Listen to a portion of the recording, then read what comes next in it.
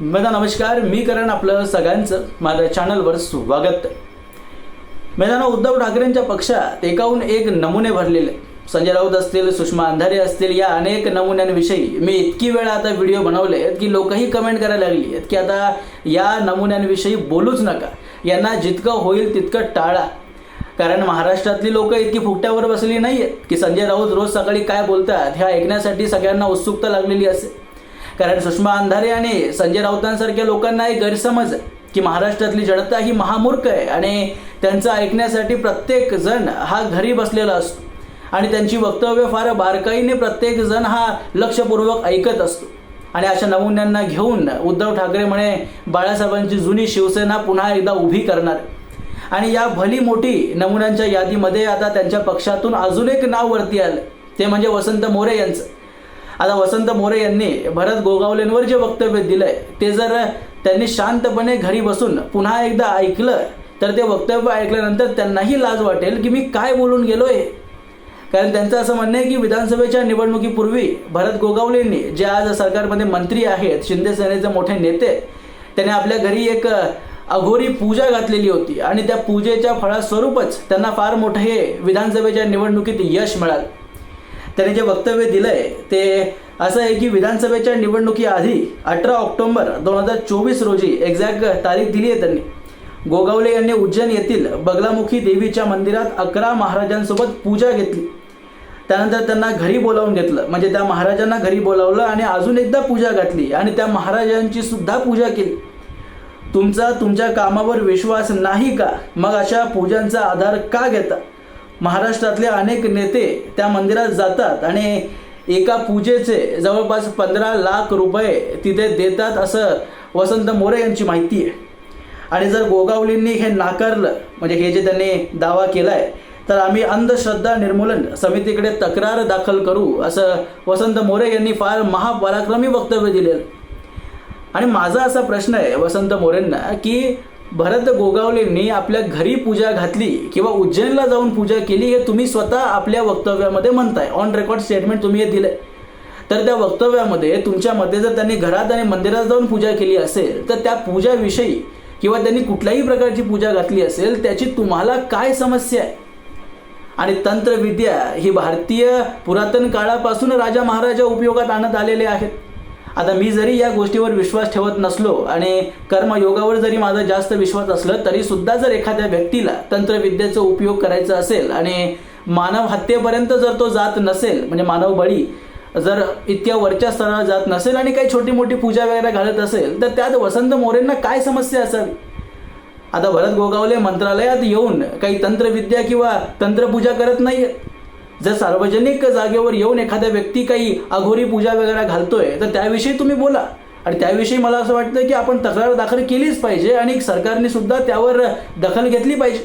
पण जर एखादा व्यक्ती त्याच्या घरी बसून कुठल्या तरी महाराजांना उज्जैनमधून किंवा कुठूनही बोलवत असेल, परदेशातून बोलवत असेल आणि घरी पूजा घालत असेल, तो स्वतः त्या पूजेचा खर्च करत असेल, सरकारी खजिन्यातून भरत गोगावलेंनी काही खर्च केलेला नाहीये ना, अशी माहिती तर तुम्ही या वक्तव्यात दिली नाहीये. जर सरकारी एकही रुपया गेला नसेल, भरत गोगावले आपल्या खिशातून पैसे देत असतील, घर त्यांचं आहे, महाराजांनी त्यांना बोलवलंय, तर त्याविषयी तुमचं काय समस्या आहे? आणि जर तुम्हाला असं वाटतंय की या पूजेमुळेच विधानसभेच्या निवडणुकीत भरत गोगावलेंच्या पक्षाला म्हणजे शिवसेना आणि महायुतीला फार मोठं यश मिळालं तर मग उद्धव ठाकरेंनाही तुम्ही सांगा की तुम्हीही अशा 101 महाराजांना बोलवून काही अघोरी पूजा घाला मातोश्रीवर. जर भरत गोगावलेंनी 12 लोकांना बोलवलं, 12 महाराजांना बोलवलं आणि त्यांना इतकं मोठं यश मिळालं तर उद्धव ठाकरेंना 101 अघोरी पूजा करणाऱ्या महाराजांना बोलवणं काही कठीण गोष्ट नाही आहे. मातोश्रीवर बोलावून पूजा घाला. आणि कदाचित जर पूजेवर तुमचा विश्वास नसेल आणि हिंदू पद्धतीने जर उद्धव ठाकरेंचा फायदा होत नसेल तर मक्का मदिनामध्ये जाऊन काही लाखो मौलवींना त्यांच्या नावाची नमाज वाचायला सांगा. कदाचित त्या गोष्टीचा आशीर्वाद मिळून उद्धव ठाकरे पंतप्रधान होतील भारतात, जर तुम्हाला इतक्या त्या अघोरी पूजेवर आणि इतर गोष्टींवर विश्वास असेल तर. आणि जर खरंच तुम्हाला या गोष्टीने असं वाटतंय की यश मिळतंय तर लोकसभेच्या निवडणुकीदरम्यान ज्या वंचित बहुजन आघाडी पक्षाकडून तुम्ही पुण्याच्या लोकसभा मतदारसंघातून निवडणूक लढवली होती आणि मुरलीधर मोहोळ यांच्या विरोधात तुम्हाला फक्त 32,000 मतं मिळाली, पण तेव्हा तुम्ही पूजा घालायची. तुम्हाला कदाचित तेवढी तरी मतं मिळाली असती की इज्जतीने तुम्ही चेहरा दाखवत लोकांसमोर गेला असता. फक्त 32,000 मतं मिळाली आहेत त्या व्यक्तीला. आणि आज भरत गोगावलेंना हे म्हणतायत की त्या अघोरी पूजेमुळे त्यांना यश मिळालं किंवा तुमच्या कामावर तुम्हाला विश्वास नाही आहे तर तुम्ही अघोरी पूजा का घातली म्हणून. मी तर तेच म्हणतोय की उद्धव ठाकरेंनाही ही पूजा घालण्यास सांगा, जर खरंच या पूजेचं फळ इतकं मोठं मिळत असेल. आणि हा मूर्खपणा पहिल्यांदा काही उद्धव ठाकरेंच्या पक्षातील काही नमुन्यांनी केला नाही आहे. संजय राऊतांनी सुद्धा जेव्हा विधानसभेची निवडणूक झाली आणि देवेंद्र फडणवीस वर्षा बंगल्यावर अजून शिफ्ट झालेले नव्हते, तेव्हा संजय राऊतांनी असा फार महान एक पराक्रमी दावा केलेला होता की एकनाथ शिंदेंनी काही वर्षा बंगल्यावर अघोरी पूजा केलेली होती. महायुतीच्या विधानसभेच्या निवडणुकीत फार त्यांना मोठं यश मिळावं आणि उद्धव ठाकरेंचा पूर्ण सुपडा साफ व्हावा म्हणून. आणि त्या पूजेच्या दरम्यान त्यांनी वर्षा बंगल्यात काही रेड्याची शिंगं सुद्धा पुरले असल्याची फार मोठी बातमी संजय राऊतांनी त्यावेळी गौप्यस्फोट केलेला होता त्या माहितीचा. इतका मूर्खपणा यांच्या पक्षात भरलाय आणि यांच्या मदतीने उद्धव ठाकरे म्हणे बाळासाहेबांची जुनी शिवसेना उभी करणार.